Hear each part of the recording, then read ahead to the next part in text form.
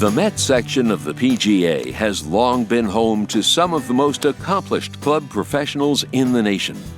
And after the first two rounds in this 54-hole event, the names at the top of the leaderboard clearly reflected that. The scores also indicated what a challenge Piping Rock presents.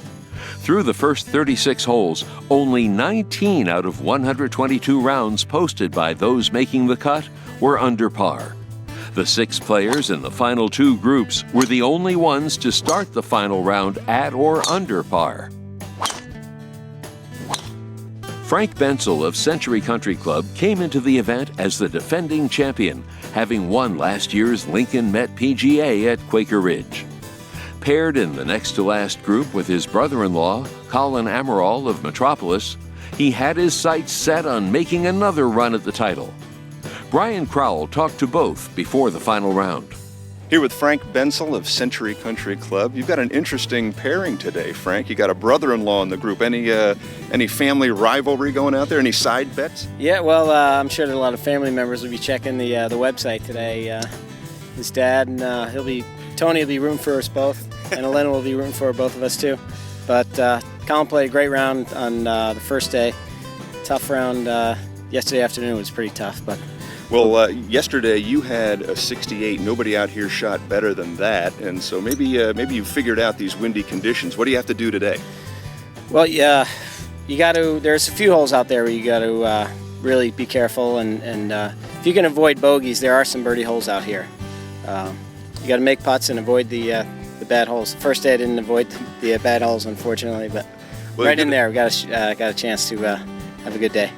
Here with Colin Amaral and 67 in the opening round. You've figured Piping Rock out, perhaps. How's it going? It's going great. The first round was really nice. I got off to a good start, and that was really solid. Made 4 birdies, no bogeys, and it was ideal scoring condition. It wasn't windy at all, and the greens were pretty soft, and being the first tee time out, I was fortunate enough the greens were perfect.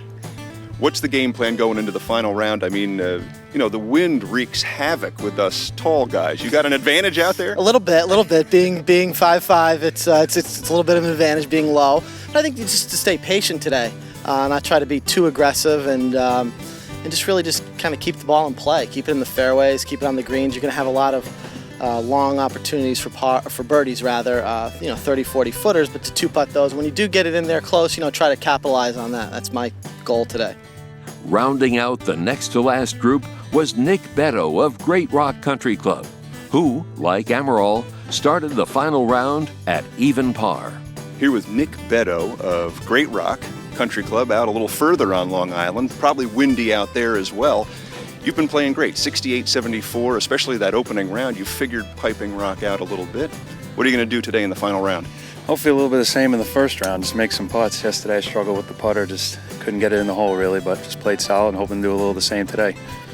Now, talk to me about the conditions. Have you had to change your game at all to suit these blustery days? Yeah, you just try to keep it a little lower. I play a lot in South Florida during the winter time, so you just try to really keep it below the wind and swing easy. Don't try to fight it because you won't win.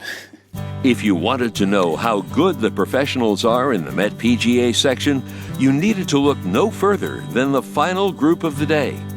Danny Balin and Rob Labritz both qualified for and played in this year's final major, the PGA Championship at Whistling Straits. In fact, Rob Labritz won honors as low club professional in the event, the second straight year a Met section professional earned that distinction. Last year, Greg Bisconti of the St. Andrews Golf Club was low club professional at Hazeltine National. The third member of the group, Mark Brown, played in 2 PGA championships in 2000 and 2001. Brian Crowell talked to all 3 before the final round. Final round of the Met PGA Championship, and I'm here with Danny Balin, representing Burning Tree Country Club back towards Greenwich. But how does this feel? I mean, here you are leading the championship, going into the final round. What are your plans?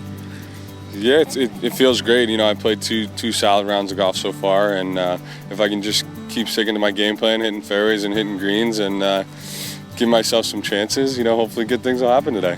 So you've got a real cool final pairing, but you've had some really interesting pairings recently. Talk about playing in the PGA Championship and how you're going to draw on that experience today. Yeah, I got to play with Sean O'Hare and Robert Carlson, and I learned a lot from both of them out there at Whistling Straits. Just got to stay calm. Anything can happen, and as long as I play my game, the results will come.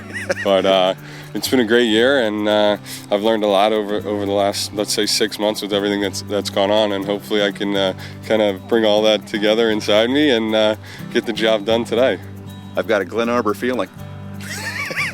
Director of Golf, Rob Labritz, man, what a year you've been having, huh? I mean, low club professional at the 4th major in 2010, PGA Championship at Whistling Straits. Congratulations on that. Thanks great week. Thank you. It's it's kind of nice to know that all the hard work and stuff that you're working on is paying off and you're working on the right things, so very happy.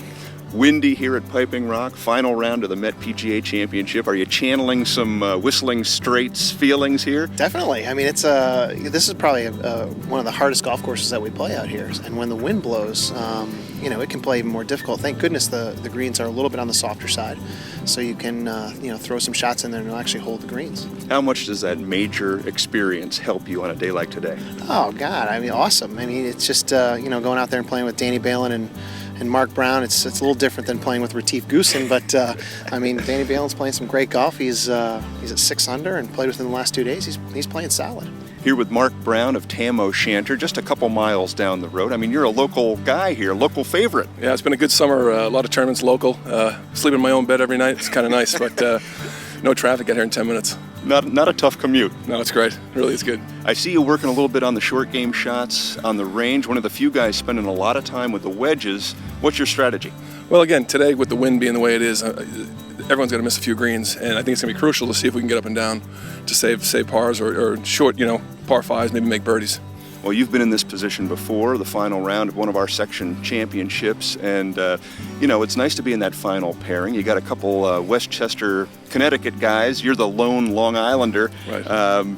Is it fun to play with guys you've played with in the past? Oh yeah, I mean these guys, Danny and Rob, coming off PGA, so it's going to be kind of nice playing with these guys and good guys to play with. We should have a good time out there. Looking forward to it. It did turn out to be a good time, especially for the 2 players in that final group who managed to distance themselves from the field over the final holes. We'll be back with the exciting action from the 2010 Lincoln Met PGA after these messages.